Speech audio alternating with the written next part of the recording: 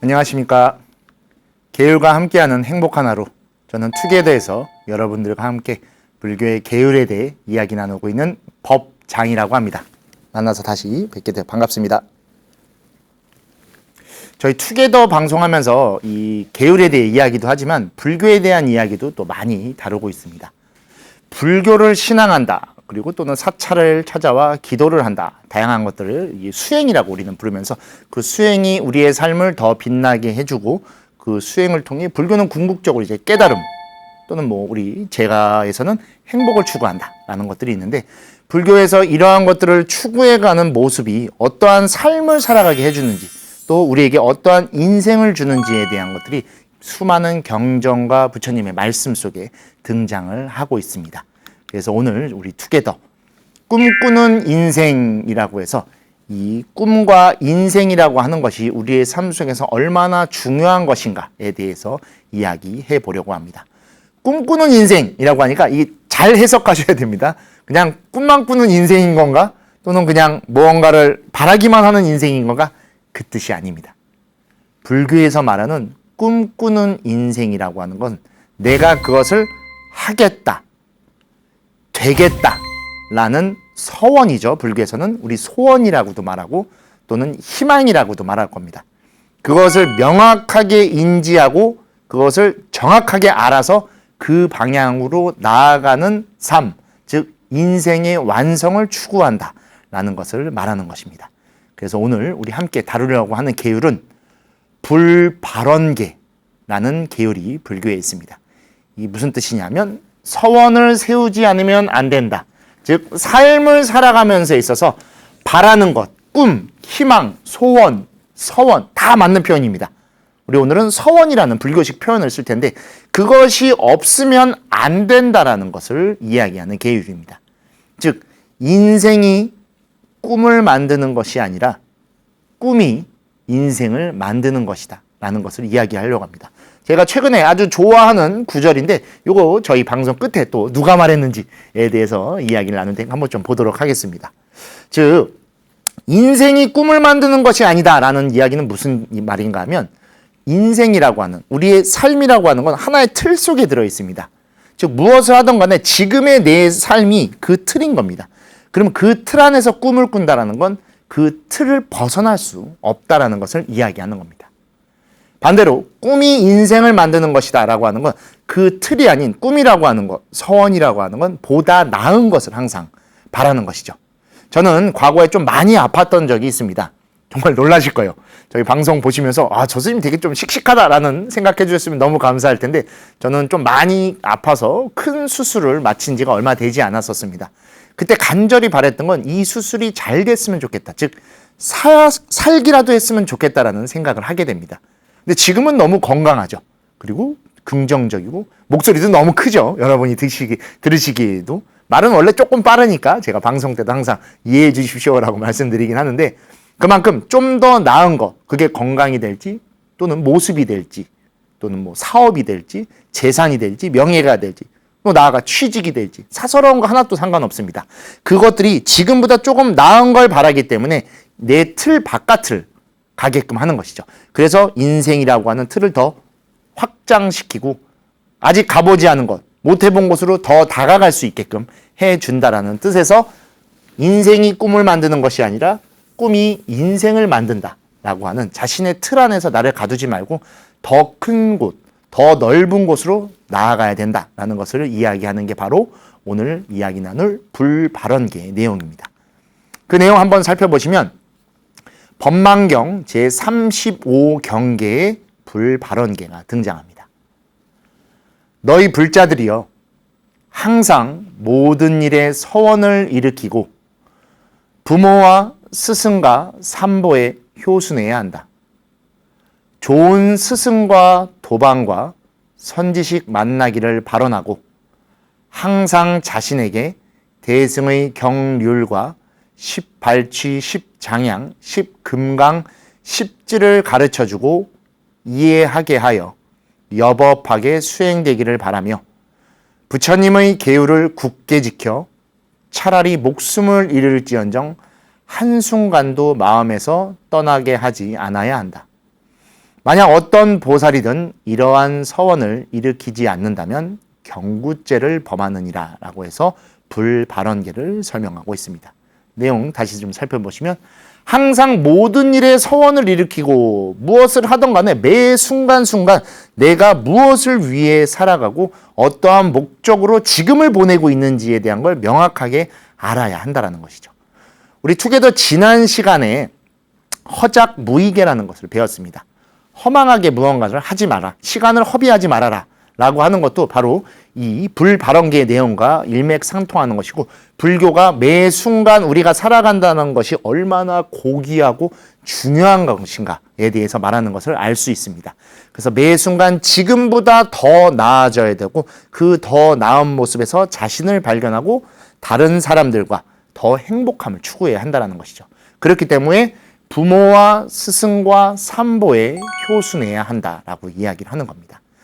우리를 낳아주신 부모님, 그리고 우리를 알려주신 스승님, 그리고 우리라고 하는 존재에 대해서 명확하게 바라볼 수 있게 해주신 불법승 삼보에 효순해야 한다. 앞에 한번 설명드린 적이 있는데 이 효순이라고 하는 단어는 불교에서 효도와 같습니다. 즉 존중하고 받들어야 된다라는 뜻인 것이죠. 그리고 좋은 스승과 도방과 선지식 만나기를 발언하고 항상 내 곁에 좋은 사람들이 항상 해주기를 발언해야 된다는 것이죠. 왜냐하면 금묵자흑이라고 하는 말이 있습니다. 어두운 곳에 있으면 어두운 색을 띠게 되는 것이고 밝은 색을 가지면 밝은 색을 갖게 되는 것이죠. 그리고 불교에서는 훈습이라는 표현도 있어서 우리 많이 들어보셨을 겁니다. 생선을 쌌던 종이에서는 비린내가 나지만 향을 쌌던 종이에선 향내음이 난다라고 하듯이 주변에 좋은 환경, 좋은 인연들이 갖가지 함께 하고 있을 때 그 속에서 나도 그 모습을 갖게 되는 것이고 그들과 더불어 수행하고 성장해서 깨달음, 행복으로 나아갈 수 있게 되는 것이죠. 그리고 그 안에서 부처님께서 말씀하신 대승의 여러 가르침들을 배우고 이해하여 여법하게 수행되기를 바라야 하는 것이죠. 그리고 우리 아주 유명한 구절이 등장합니다. 여기서부터 등장하죠. 부처님의 계율을 굳게 지켜 차라리 목숨을 잃을지언정 한순간도 마음에서 떠나게 하지 않아야 한다라는 것인데 이게 불교에서 굉장히 상징적인 표현입니다. 단 하루, 단 한순간을 살더라도 허망하게 살지 않겠다. 즉 계율을 지킨다라는 건 우리 투게더를 통해 여러 번 말씀드렸듯이 해야 할 바와 해서는 안 되는 것을 명확하게 아는 것입니다. 즉 여기서 계율을 지킨다라는 것은 내가 해야 될 바를 명확하게 알아 해야 되는 것이지 허망하게 그리고 쫓기듯이 또는 쫓듯이 아무 의미 없이 사는 것은 한순간이라도 살아있어도 사는 것이 아니기 때문에 그러한 마음을 절대 갖지 않겠다라는 뜻을 이와 같이 이야기하는 것입니다. 그래서 이렇게 자신이 무엇을 좋아하고 무엇을 해나가는지를 설정을 해놓은, 즉 서원이 있을 때 그쪽 방향으로 나아가게 해준다는 것이죠. 그리고 경에서는 또 다음과 같이 설명합니다. 행을 일으키는 데 있어 서원이 가장 중요하다. 불교에서 행이라고 하는 이 한 단어는 굉장히 중요합니다. 그냥 단순히 한문으로 볼 때는 행동한다 또는 한다라고 볼 수 있지만 이 산스크리트라고 하는 언어 속에는 쌍카라 또는 쌈스카라, 쌍카라라고도 불려서 불교의 행은 잠재되어 있는 내면에 있는 것을 밖으로 표출해내는 현현한다라고 하는데 끄집어내는 작용을 갖고 있는 겁니다. 즉 우리의 잠재 능력을 실제화시키는 것이고 그 잠재되어 있는 게 잠재되어 있는 자체가 아니라 밖으로 나와 나의 모습이 되어주는 게 바로 행인 것입니다. 그렇기 때문에 그 행을 일으키는 데 있어서 서원이 반드시 있어야 어떤 행을 할지에 대한 것이 결정되는 것이죠. 여러분, 불교를 신앙하시고 종교를 가지면서 우리가 매일 하는 게 무엇입니까? 마음을 닦는다라고 하지만 실제로 절에 와서 하는 것은 무엇이라고 하죠? 바로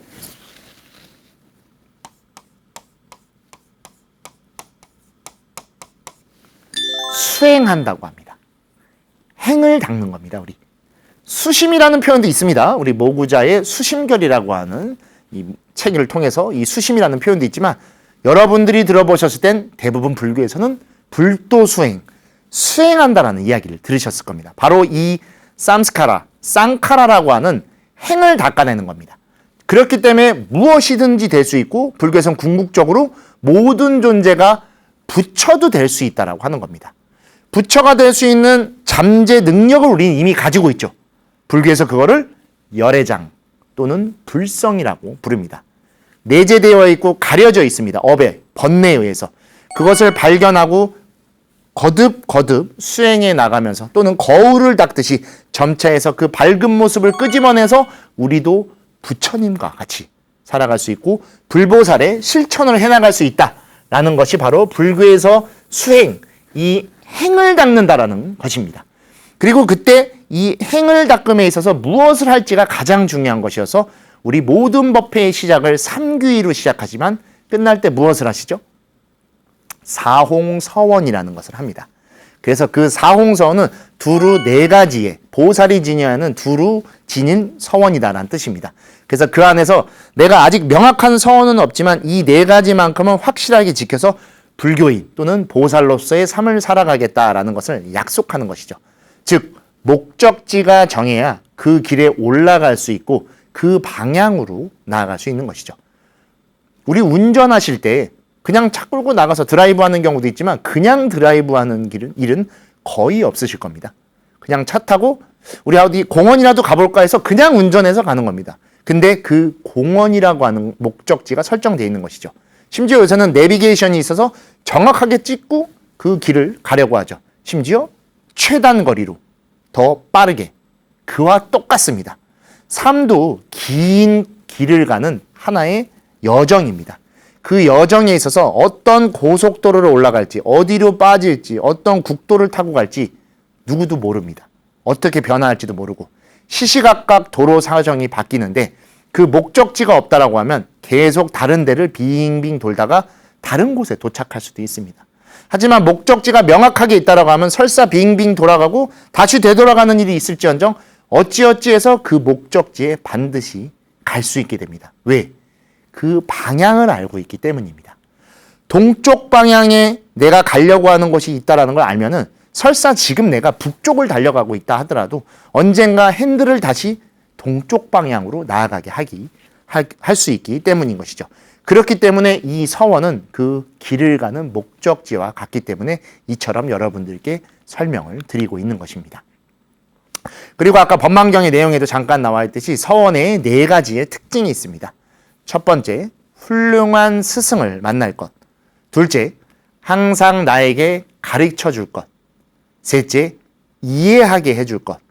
넷째, 여법하게 수행할 것. 각각의 내용을 좀 더 세심하게 살펴보겠습니다. 첫 번째, 훌륭한 스승을 만날 것이라고 하는 건 선지식을 말하는 겁니다. 좋은 길로 이끌어준다라고 해서 선지식이기도 하고 우리 선생님 할 때 선생이란 뜻과 같이 먼저 그것을 닦아서 우리를 이끌어주는 존재라는 뜻으로도 선지식이라고도 볼 수 있습니다. 최근에는 여러 미디어나 또는 책이나 그런 데서 보면은 귀인이라는 표현이 자주 등장하는 것 같습니다. 귀인은 어떤 존재죠? 귀한 존재 아니죠. 우리가 필요로 할 때 딱 그 일을 가지고 있는 사람이 등장해서 우리를 이끌어주는 것이죠. 불교에서 말하는 훌륭한 스승은 그 귀인입니다. 불교적으로 말해서 선지식이지만 일상적으로 말할 때 귀인이 돼주는 것이죠. 그리고 그 귀인은 우리에게 누가 됐던 간에 설사 우리보다 어릴지언정 또는 우리와 관계가 없을지언정 나에게 그러한 도움을 주고 알려줬다라고 하면 알려주었기 때문에 바로 스승이 되어주는 것이죠. 그러한 사람은 우리 주변에 항상 있습니다.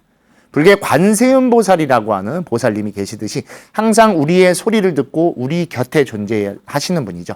즉 우리의 인연들이 다 관세음보살이고 귀인입니다. 다만 아까도 말씀드렸듯이 좋은 도반이 곁에 없으면 우리에게 그것을 이끌어주지 못합니다. 그래서 좋은 도반 곁에 항상 있으면서 그들을 우리의 스승으로 삼아 귀인으로 삼아 선지식으로 삼아 하루하루 꾸준히 내가 원하는 방향으로 나아가야 하는 것이죠. 제가 만약에 요리를 하고 싶다라는 마음이 있으면 요리를 하는 사람들 곁에 있어야 됩니다. 요리를 하고 싶은데 정말 아무 상관없이 운전을 전문으로 하는 사람들 곁에 있으면서 난 요리사가 될 거야 라는 꿈을 꾸면 요리사가 될 수 없겠죠. 최근에 흑백 요리사라고 하는 방송이 굉장히 인기를 끌었다고 합니다. 그 중에 저는 방송을 보진 못했지만 나오신 분들 인터뷰를 쭉 봤는데 거기 심사위원을 하셨던 되게 유명한 셰프분이 계시더라고요. 그분이 원래는 자동차 정비공을 하려고 그 학원을 끊으러 가시던 길에 사람들이 이렇게 모여 있는데 그 흰 옷을 입은 모습이 너무 멋있어 보여서 그냥 무작정 가던 차에서 내려서 그 사람들 곁으로 갔다라고 합니다. 그래서 뭐 하는 사람들인가 하고서 물어봤더니 요리를 하는 사람들이었고 자기는 이 모습이 너무 멋있어서 그들과 어울리기 시작해서 가야 될 자동차 학원을 안 가고 요리 학원을 끊어서 다녔다고 합니다. 그래서 그분은 우리나라 최초로 미쉐린이라고 하는 이 여행 가이드 책에 별을 3개나 지닌 최초의 레스토랑의 셰프가 되었다고 합니다. 즉 그렇게 바뀌는 겁니다.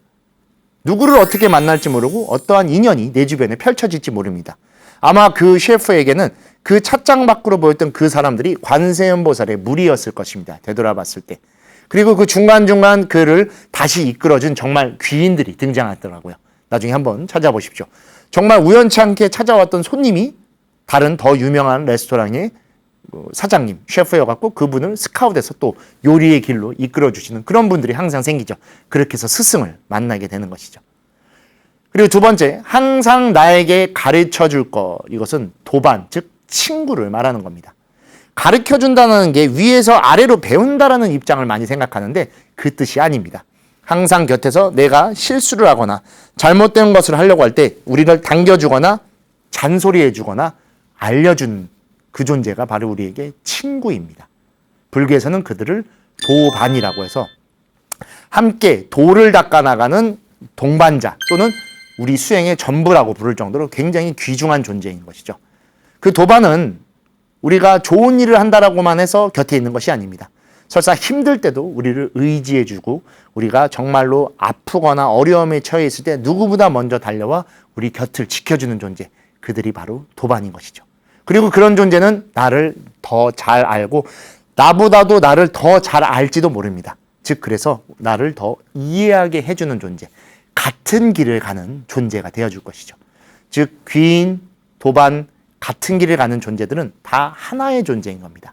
내 곁에서 나와 함께 인생을 살아가고 있는 그 존재들이 다 이 안에 들어있을 것입니다. 그리고 마지막 여법하게 수행할 것은 바로 우리 자신이 할 바와 아닌 바를 명확하게 구분할 수 있어야 내가 무엇을 할 수 있고 또는 그것을 더 발전시키고 지금 내가 이걸 하고 있는 게 나에게 안 맞다라는 것도 스스로 알 수 있고 그리고 내가 더 추구하는 더 하고 싶은 것에 대한 도전을 할 수 있게 하는 것이죠. 정말 잘못된 일인 걸 알지만 먹고 살 수밖에 없다라는 생각 때문에 이걸 한다라고 하면 그를 통해 우리는 불행해질지도 모릅니다. 일을 하고 살아가면서 불행해진다라는 건 너무 안타깝고 속상한 일입니다. 조금 부족하더라도 그 부족함 속에서 내가 행복할 수 있고 그 행복이 타인, 즉 나의 가족, 사랑하는 사람, 주변 도반들과 함께 할 수 있다면 그게 가장 풍족할지도 모릅니다. 우리 투게더 이미 앞에 시간에서 비슷한 이야기를 나눈 적이 있습니다. 소확행이라고도 하죠. 소소하지만 확실한 행복.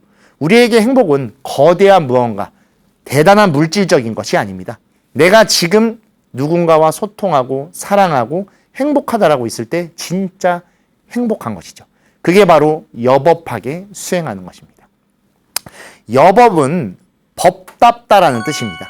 불교에서 법답다라고 할 때 그 법은 무엇일까요?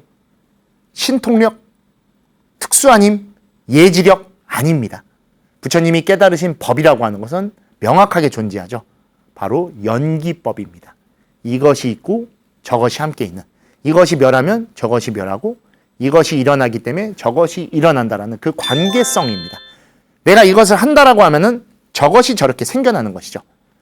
내가 꾸준하게 무언가 드는 운동을 한다고 하면 팔뚝이 두꺼워지는 것과 같은 겁니다. 그렇게 해나가면 계속 쌓이는 것이고 그게 우리에게 수행이라고 하는 것이 되어줄 것입니다. 그리고 아까 경에 등장하는 이 효순이라는 표현이 있었습니다. 두 가지 은혜에 효순하라라고 해서 이것은 무슨 뜻이냐면 나라고 하는 존재에 지나치게 집착하다 보면 내가 지금 나로서 이렇게 존재하게 되었다라는 착각을 일으킵니다. 그거는 불교에서 하나의 살아있는 존재로서 절대로 가져서는 안 되는 집착 중에 하나입니다.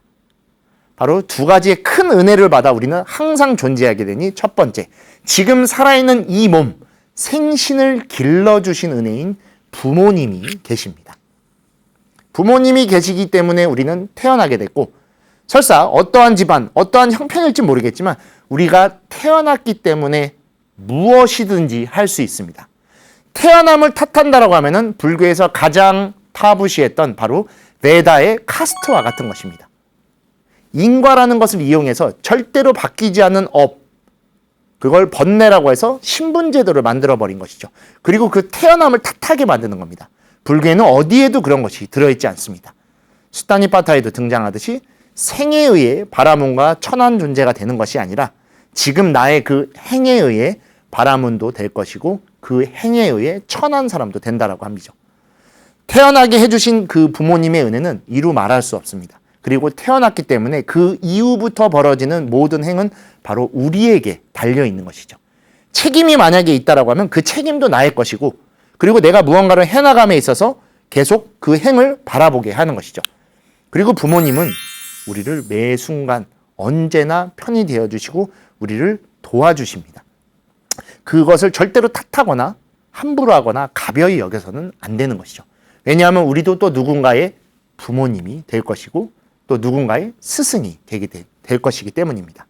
그리고 두 번째는 법신을 키워주신 은혜라고 해서 내가 이러한 생각과 종교적 관점 또는 영기적인 삶을 살아가게 해주는 이 모든 법다운 모습을 갖게 해주는 은혜를 사부대중에 있다라고 이야기를 합니다. 사부대중은 불교에서 승가의 그런 구성원을 부를 때 쓰는 표현이죠. 바로 비구, 비구니, 우바세, 우바이라고 해서 출가와 재가를 다 아울러 사부대중이라고 하지만, 여기서 법신을 키워주신 은혜의 사부대중은 바로 우리들의 인연 모든 것을 말하는 것이죠. 즉 우리가 살아있을 수 있고, 즉 우리가 태어날 수 있고 살아있을 수 있는 이 모든 과정은 부모님이 계셨고 우리 곁에 여러 인연들이 있었기 때문인 것이죠. 그 인연에는 당연히 친구 또는 가족 또는 연인 또는 동료, 즉 우리 모두의 귀인들입니다. 이 두 존재가 없었다라고 하면 우리는 지금 이렇게 있을 수 없고, 저 역시도 마찬가지였죠. 법장 스님의 투게더로 여러분을 뵀지만 저를 낳아주신 저희 부모님이 계시기 때문에 제가 태어났고 그 안에 수많은 인연들을 만나다가 어쩌다 보니 저는 출가까지 하게 되었습니다. 출가해서 해인사로 다시 수행을 하게 되었고 그 안에서 또 여러 인연들을 만나 유학을 하게 되었고, 그 유학을 하는 어려운 시기에 저희 도반 스님들, 해인사 51기 우리 도반들이 저를 끈끈하게 도와줬었고 여기까지 성장할 수 있었고, 이 성장 속에서 우연치 않게 BTN과의 인연이 돼서 이렇게 BTN의 투게더라는 것을 할 수 있었고, 이 투게더를 하는 과정에 저희 담당 PD님의 또 여러 도움을 받아 이렇게 좋은 방송을 함께 할 수 있는 이 은혜를 가질 수 있었던 겁니다. 그 은혜에 대해서 반드시 명확하게 알고 효순해야 된다는 것이 불교에서 갖는 중요한 관점입니다. 그래서 다시 법망경 고적기라는 곳에선 이렇게 설명합니다. 효순을 인으로 삼고 대원을 연으로 삼아 서원을 성취한다. 우리 항상 축원할 때 올리시는 게 소원성취죠. 그러니까 서원성취, 소원성취 같은 겁니다. 그 소원을 성취하려면 이 두 가지 방법이 반드시 들어있어야 하니 바로 효순을 인으로 삼고, 즉 원인으로 삼아야 된다는 것이죠. 아까 효순해야 되는 두 가지 보셨죠? 부모님과 우리 인연들입니다. 그것이 원인이 되어줘야 됩니다. 즉 내가 무엇을 하려고 하는, 행복을 얻으려고 하는 가장 중요한 시작은 원인이 있어야 됩니다. 그 원인이 우리 주변인 것이죠. 그 주변이 나를 나타낼 것이고, 그리고 그 주변을 원인으로 삼아 내가 무엇이 되고 싶다라는 대원, 서원을 삼아서 계속 이어가는, 연은 이어가는 것이죠. 이어간다라고 하면은 서원을 성취하게 되는 것이죠. 아, 여기 오타가 있어서 인자가 들어있는데 연자는 요겁니다. 그래서 효순을 인으로 삼고 대원을 연으로 삼아 서원을 성취한다. 즉 이 두 가지가 갖춰진다면 모든 소원이 성취되고 우리가 간절히 바라는 깨달음 또는 행복이라는 것을 얻을 수 있게 된다라는 것이죠. 즉 항상 말로만 하는 소원 성취가 아닌 행동을 통해서 서원을 성취하는 이 두 가지 방법을 법망경 고적기에서는 명확하게 설명해 주고 있습니다.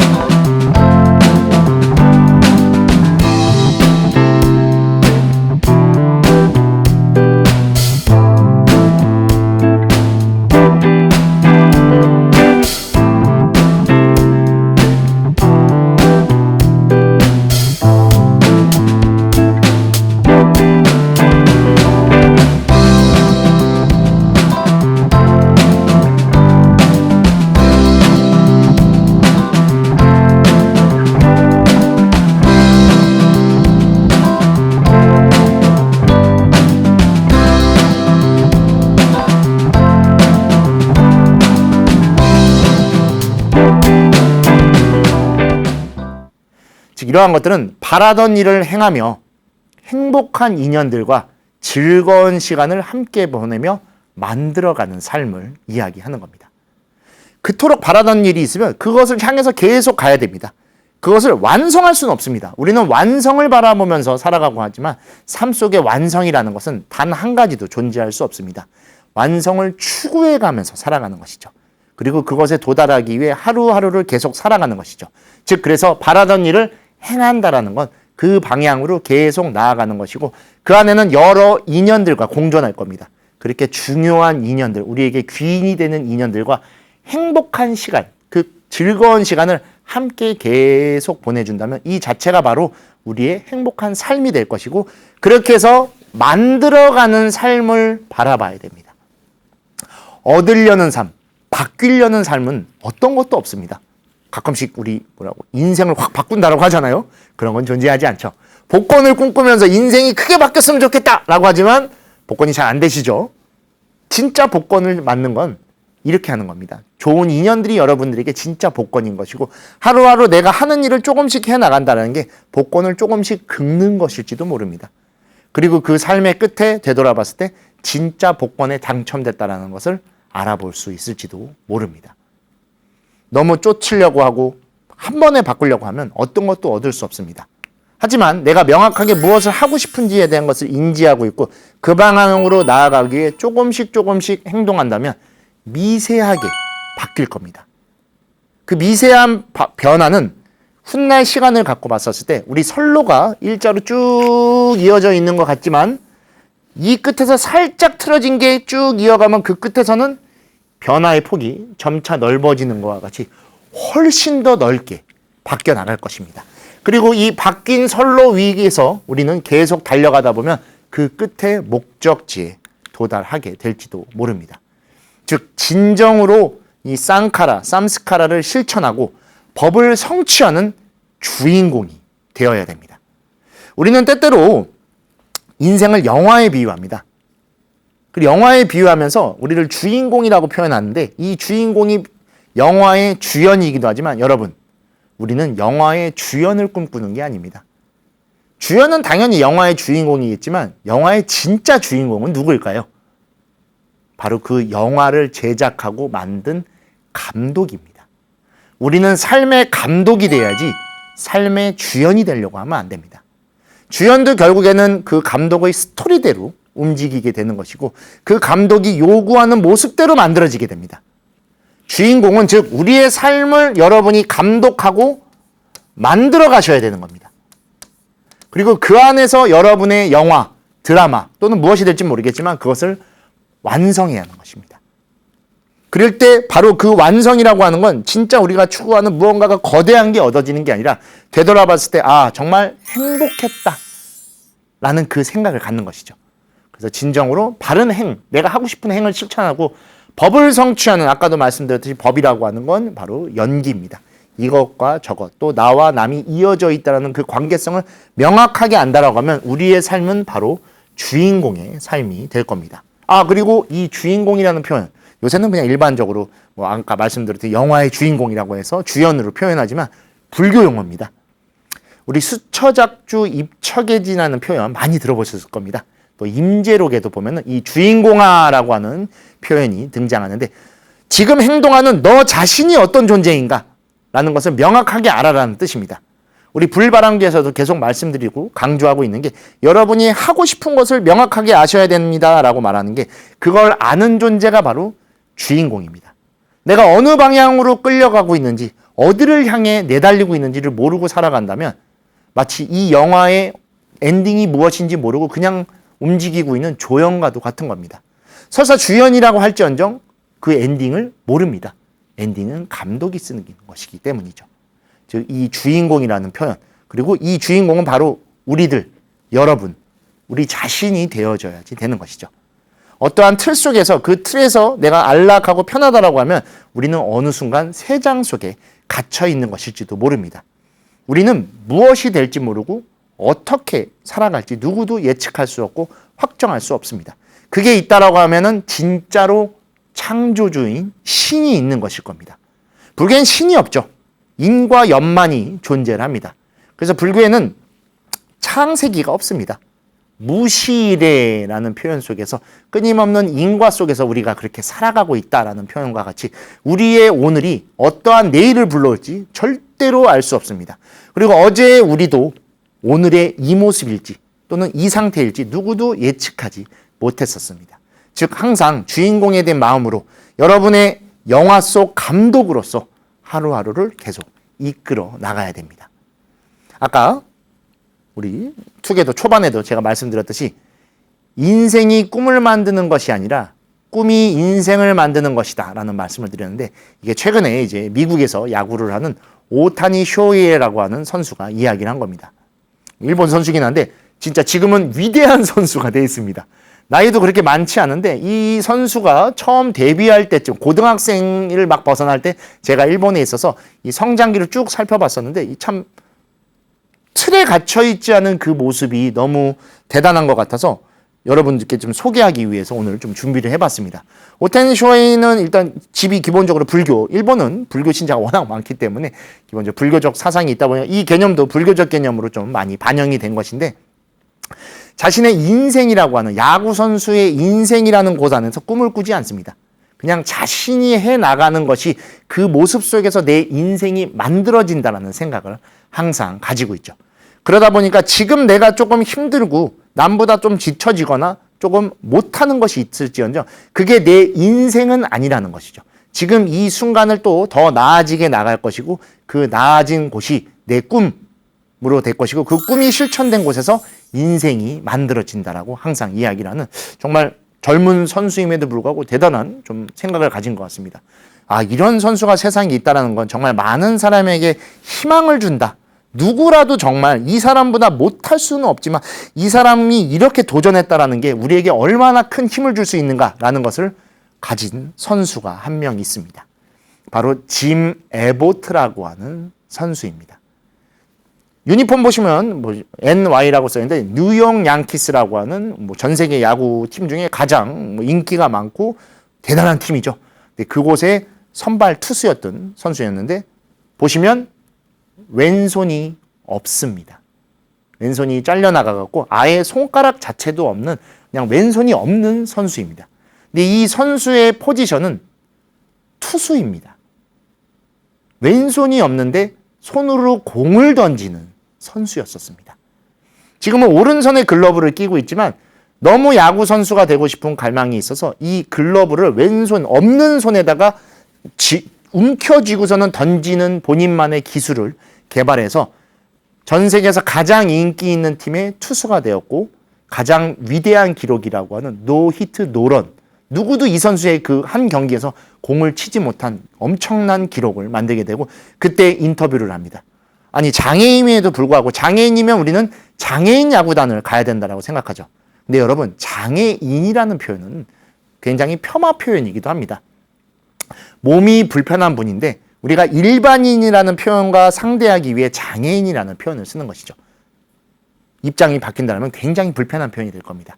단지 이분은 장애인이 아니라 손이 불편한 사람인 것이었고 불편한 손을 극복해서 한쪽에 성한 손으로 공을 던지면 됐기 때문에 그러한 위대한 기록을 만들었고 그때 이런 인터뷰를 하는 겁니다.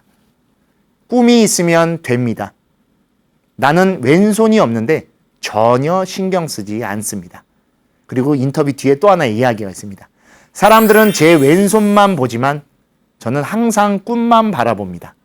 라고 해서 정말 위대한 기록을 만든 선수고, 이 선수는 우리나라와도 굉장히 깊은 인연이 있습니다. 이 선수가 이렇게 장애인, 즉 왼손이 없는 불편한 분임에도 불구하고 88 서울 올림픽 때 미국 대표로 와서 그때 공을 던졌던 선수이기도 합니다. 저는 어린 나이였었는데도 그게 기억에 남아서 아, 저런 사람이 있구나라고 했었는데 훗날 제가 야구를 좋아하게 되면서 알게 된 선수 중에 한 명으로서 정말 이보다 더 힘든 자신의 환경을 가질 수는 없을 겁니다. 공을 던지는 사람인데 공을 던지고 받아야 될 한쪽 손이 없는 사람이죠. 근데 이 사람은 그것을 다른 사람과 다른 생각을 가졌던 겁니다. 이게 나의 문제가 되는 게 아니라 극복해야 되는 것으로 생각했던 것이고 그것을 극복함으로써 정말 삶을 극복하고 하나의 분야라고 할 수 있는 야구를 극복하는 선까지 나아갈 수 있게 된 겁니다. 어떠한 것도 한정 지으면 안 됩니다. 나는 이 정도면 되겠지. 이 정도면 충분해. 라는 것은 세상에 존재하지 않습니다. 이 정도면 충분해. 근데 나는 더 얻고 싶고 더 행복해지고 싶어. 그건 굉장히 잘못된 겁니다. 더 행복해지고 싶고 더 얻고 싶다라 하면 그 더라는 표현에 더 다가서야 됩니다. 항상 행동하고 그 행동에는 명확한 목적이 있어야 됩니다. 무엇이 되겠다, 무엇을 하겠다, 더는 더 건강해지겠다, 더는 더 좋아지겠다라는 목적을 갖고 그곳으로 더 한 발짝 나아가는, 불교에서 말하는 진일보한 그 상태가 돼야지만 됩니다. 설사 손이 하나 없을지언정 모든 야구인의 꿈의 기록인 노히트르 노런을 성공한 선수도 있습니다. 근데 지금 이 순간 내가 좀 좌절하고 힘들다고 해서 그냥 모든 것을 자포자기하고 아무것도 하지 않는다면 그 아무것도 하지 않은 오늘은 더 힘든 내일을 불러올 것입니다. 그래서 우리는 항상 더 발언하고 그것을 나에게 더 이끌어올 수 있게끔 노력해야 됩니다. 여러분, 우리의 오늘은 아직 오지 않은 내일의 우리에게 보내는 선물입니다. 즉, 이 오늘의 모습은 고스란히 선물 상자에 담겨서 내일로 전달되게 됩니다. 그리고 오지 않은 우리이기 때문에 그 내일 선물 상자 안에 무엇이 담겨 있을지 우리는 모릅니다. 다만 지금 우리는 추측할 수 있지만 내일에 우리는 그걸 열어볼 겁니다. 여러분, 그렇다면 여러분의 선물 상자에 무엇을 담으시겠습니까? 이 선물 상자에 담기는 건 바로 오늘의 우리의 모습 또는 우리가 지금 생각하는 이 모습일 겁니다. 그러면 그 내일을 아직 만나지 못한 나에게 그것을 보냈을 때 그 만나지 못한 내가 오늘의 나, 즉 내일의 어제의 내가 되겠죠. 어제의 나에게 싫은 소리를 할지 또는 탓을 할지 아니면 칭찬을 할지 감사해야 할지 지금 이 순간이 우리를 결정해 줄 겁니다. 그리고 그 선물 상자에 우리는 가급적 더 나은 것을 보내야겠죠. 왜냐하면 우리는 더 나은 것을 항상 갖고 싶고 하고 싶고 되고 싶기 때문이죠. 그렇다면 여러분, 그 선물 상자에 보람된 오늘을 담아서 보내주십시오. 그리고 그 보람됨의 보람은 바로 우리에게 서원이 될 것이고 그 서원의 모습을 선물 상자에 담기 위해선 지금 행동해 주십시오. 그 행동이 일을 하는 것일지 기도를 하는 것일지 말을 하는 것일지 표현하는 것일지 무엇일지 모릅니다. 그래서 그냥 행이라고만 표현하는 겁니다. 내가 바라는 게 있다면 지금 해 주십시오. 그 행을 담아 하신다면 그 선물 상자의 모습 속에 그것을 열었을 때 여러분이 굉장히 행복해 하실 것이고 정말 놀라서 즐거워하실지도 모릅니다. 즉 우리에게 그 모습은 바로 우리가 전달해 준다는 것을 꼭 아셔야 됩니다. 서원은 실천해야 되고 내일은 기대해야 합니다. 그 실천된 서원이 바로 기대된 내일을 바라보게 할 것이고 그 기대된 내일은 오늘 기대한 한 날을 만들 것입니다. 그리고 그 한 날, 그 어느 날 우리는 가장 행복한 순간에 가장 행복한 미소를 좋은 사람들과 나누고 있을지도 모릅니다. 여러분, 서원은 우리를 살아가게 하는 원동력입니다. 그 원동력이 없다라고 하면 우리가 무엇을 위해 살아가고 이 소중한 24시간의 오늘을 보내고 있는지 아무것도 모르게 됩니다. 두 번 다시 돌아오지 않을 오늘입니다. 이 오늘을 허비하지 마시고 정말 소중하게 여러분만을 위해서 바라봐 주십시오. 그리고 여러분만을 위해 보낸다는 게 욕심을 내라는 뜻은 절대로 아닙니다. 여러분 주변의 인연, 귀인, 도반, 수많은 것들이 다 이어져 있을 것이고 그것들이 있기 때문에 바로 여러분이 계신 겁니다. 그 여러분이 행복하실 때 바로 주변을 살펴보시면 모두가 함께 행복하고 있을 것입니다. 우리는 즐거움만을 채우기 위해, 욕심만을 채우기 위해 살아가지 않고 그것을 행복이라고 부르지 않는다라는 걸 우리 투게더 다른 시간을 통해서 이미 여러 차례 이야기를 나눴었습니다. 우리의 행복은 함께하는 것이고 그 행복 속에 바로 우리가 들어있는 것이고 우리와 함께 모두가 행복한 모습을 갖는 것이고 그 안에서 우리는 더할 나위 없는 기쁨을 느낄 것입니다. 항상 서원은 실천해 주시고 오늘 우리에게 더 나은 모습으로서 나아가는 행을 하여 내일의 우리도 함께 행복할 수 있는 시간과 모든 것들을 함께 나누는 공간을 가지셨으면 좋겠습니다. 우리가 생각하는 그 모습은 우리가 행동할 때 그 모습으로 다가가는 것이고 그 모습이 바로 내가 되어야 할 것입니다. 우리를 한정 짓지 마시고 특정 틀 안에서 가둬두지 마십시오. 우리는 새장 속에서 날개짓하는 새가 아닌 대자연 속에서 사람들과 함께 원 없이 날개짓해서 어느 곳이든지 날아갈 수 있는 존재입니다. 항상 여러분을 더 귀하게 여기시고 더 행복한 시간을 좋은 인연들과 보내시기를 소원드리면서 우리 오늘 투게더 여기서 마치도록 하겠습니다. 항상 계율과 함께 행복한 하루 되시기를 바라드립니다. 감사합니다.